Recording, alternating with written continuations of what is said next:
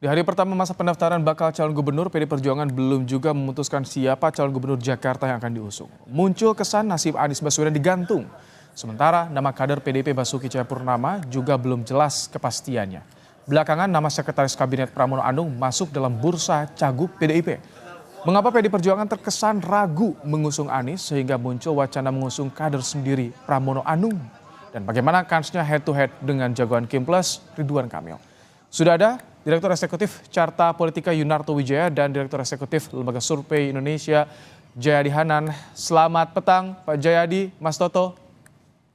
Selamat sore, Mas Ibrahim Baik, Ibra. Mas Toto sudah ke Ya, DPP, sudah ketemu Rano Karno juga. Kenapa tak kunjung diumumkan Anies ini untuk didukung PDIP? Apa sih kira-kira jadi pertimbangan PDIP, Mas Toto? ya kalau bercandanya netizen sih kira-kira gini loh. Ya ternyata yang bisa jago bikin plot twist nih bukan Pak Jokowi doang, Ibu Mega juga bisa gitu ya. Jadi efek kejut paling tidak memang kemarin kan muncul dan dari sisi marketing jadi makin menarik nih PDI ini paling tidak ditunggu kemudian pengambilan keputusannya. Mungkin entah sampai besok atau tanggal 29. Tapi kalau ditanya apakah ini mengejutkan, tetap mengejutkan. Kalau betul ini menuju ke Mas Pram ya, karena kalau hanya berbicara mengenai logika elektoral, saya pikir ya jelas bahwa dua nama yang harusnya diperbincangkan atau kemudian dispekulasikan akan dimajukan PDI Perjuangan sebenarnya hanya Anies atau Ahok. Kalau berbicara mengenai peluang di antara Anies atau Ahok, tentu saja Anies lebih memiliki peluang karena dia baru menjadi incumbent, lalu kemudian baru menjadi capres, investasi elektoral lebih ada dan tidak seperti Ahok yang dianggap kontroversial dan bisa diserang sentimen primordial. Sementara kalau berbicara dari si konsolidasi, paling ideal adalah memilih Ahok. Nah yang menarik kan kemudian yang muncul dan bahkan sudah dikeluarkan namanya oleh Polidondo Kambe yang kita tahu sangat dekat dengan ibu dan kemarin dikatakan ada di DPP, artinya dia mendengar langsung percakapan antara Ibu Mega dan para pengambil keputusan. Yang akan maju adalah Pramono Anung.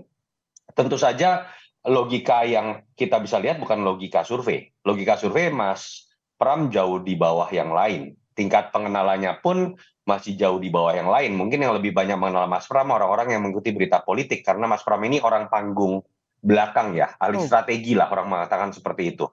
Tapi kalau ditanya terus kemudian kenapa kemudian namanya mengarah ke Pramono Anung, saya melihat bukan hanya logika elektoral, jadi menarik kalau mau berspekulasi, nama ini itu mungkin bisa dianggap sebagai jembatan yang tidak bersifat konfliktual. Entah dalam konteks melihat hubungan Ibu Mega dengan Jokowi, atau dalam konteks lebih luas melihat hubungan PDI Perjuangan dengan Kim Plus terutama dengan Pak Prabowo. Karena kalau kita lihat Mas Pram ini sosok yang bisa tetap dekat dengan Pak Jokowi, tidak mengundurkan diri juga, tetap bekerja keseharian sebagai setcap, juga dengan Prabowo. Dan kalau kita ingat minimal sampai sekarang sebetulnya Ibu Mega tidak pernah mengatakan bahwa hubungan atau pintu oke. tertutup dengan Jadi Pak apakah Prabowo nanti mungkin bisa dilihat dari situ. plot twistnya itu apakah betul yang diusungnya jadinya Pramono Anung dan ini artinya menutup kemungkinan Anies diusung oleh PDIP di Pilgub Jakarta. Tapi nanti kita akan bahas usai jeda. Mas Toto, Pak Jayadi tetap bersama kami di Kompas Petang. Anda masih di Kompas Petang, masih bicara soal kans Anies didukung oleh PDIP di Pilgub Jakarta. Masih bersama kita sore ini Direktur Eksekutif LSI Jadinan dan juga Direktur Eksekutif Carta Politika Yunarto Wijaya. Pak Jayadi, kalau saat ini muncul nama Pramono Anung, artinya ini bisa tertutup kemungkinan peluang Anies didukung PDIP.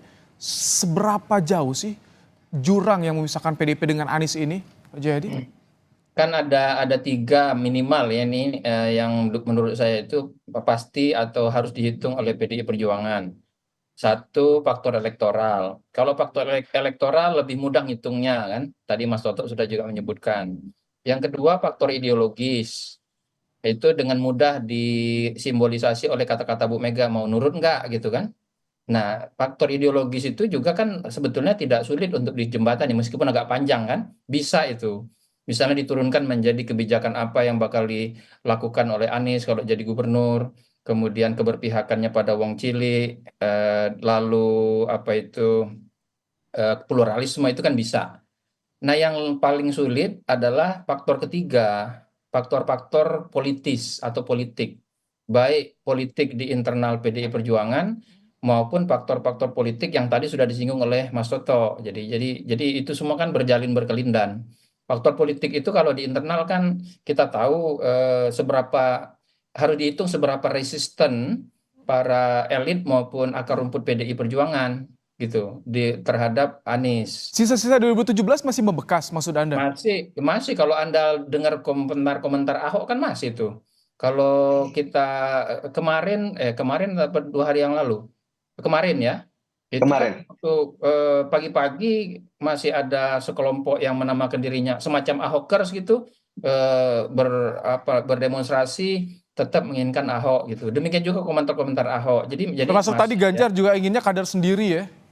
Ya, jadi di tingkat elit maupun di tingkat akar rumput terlihat ada resistensi ya atau ketidaksetujuan. Jadi itu dihitung. Nah, kalau ketidaksetujuan itu hanya di akar rumput saja, kalau di PDIP saya kira bisa diselesaikan tuh.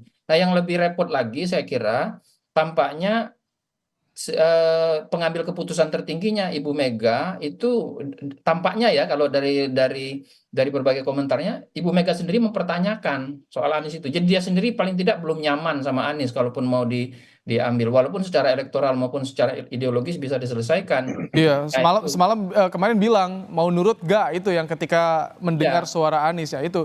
Ya Oke. soal mau nurun enggak itu bisa diatasi saya kira bisa Oh, oke. diselesaikan. Tapi soal politis ini yang repot. Soal politis yang pertama di internal ya itu soal politis yang kedua adalah yaitu ada kaitannya dengan konteks politik secara lebih luas untuk pemerintahan ke depan. Oke, baik.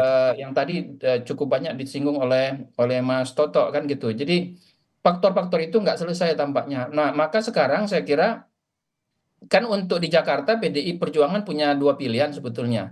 Mencalonkan kadernya sekaligus menang, dan itu pilihannya hanya dua kan, Anies atau Ahok gitu kan.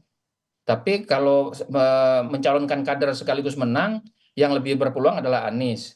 Atau pilihan kedua, mencalonkan kadernya saja, soal menang itu soal bonus atau soal kedua lah gitu. Nah, Yang ini penting yang saya ingin tanyakan ke Mas Toto yang tadi ketika muncul nama Pramono Anung dekat dengan Jokowi dikenal karena menteri di kabinet Jokowi.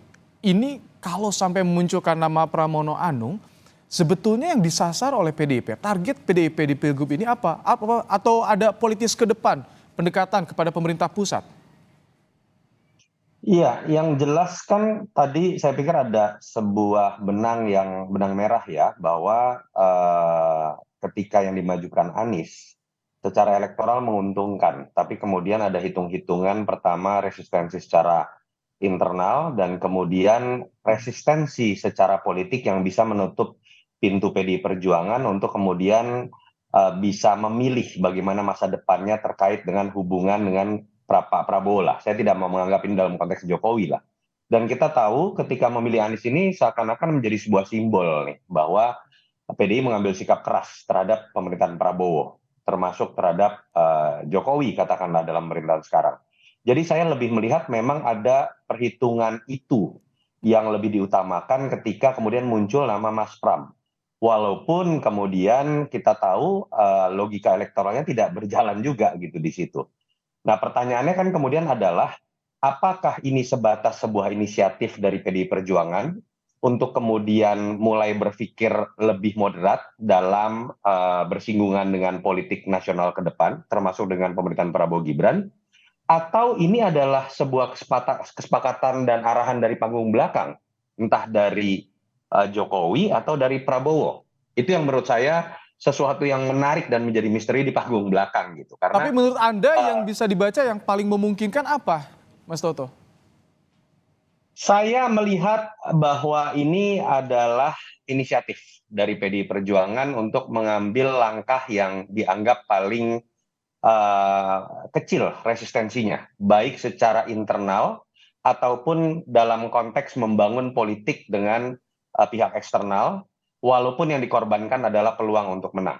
Karena memang kita harus lihat, tidak serta-merta kekalahan di DKI itu akan menjadi sebuah kekalahan di level nasional. Kan masih ada 544 daerah lain. Iya. Walaupun gaung DKI ini kan seakan-akan menjadi simbol dari kemenangan PDI. Kan kira-kira akhirnya mungkin ada sebuah kesadaran ya, pelampiasan kekesalan terhadap Jokowi itu jangan sampai dimanfaatkan oleh kelompok lain yang kemudian ketika menang, yang menang itu adalah kelompok lain, tapi kemudian malah menimbulkan sebuah kekalahan positioning politik buat PDI Perjuangan dan resiko politik buat PDI Perjuangan dalam melakukan komunikasi politik ke depan di level nasional. Itu yang saya lihat sepertinya disadari pada Artinya hari-hari ketika terakhir. Anies menang didukung oleh PDIP itu tidak menguntungkan bagi PDIP?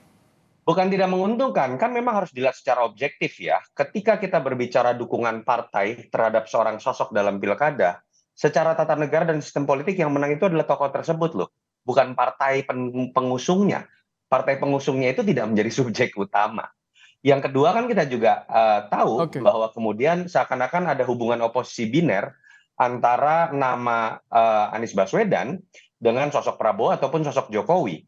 Dan ketika kemudian yang diusung adalah Anies Baswedan, yang kemudian menjadi ikut dalam logika oposisi biner itu bukan hanya Anies, tapi PDI yang kemudian ikut di dalam konflik tersebut. Baik.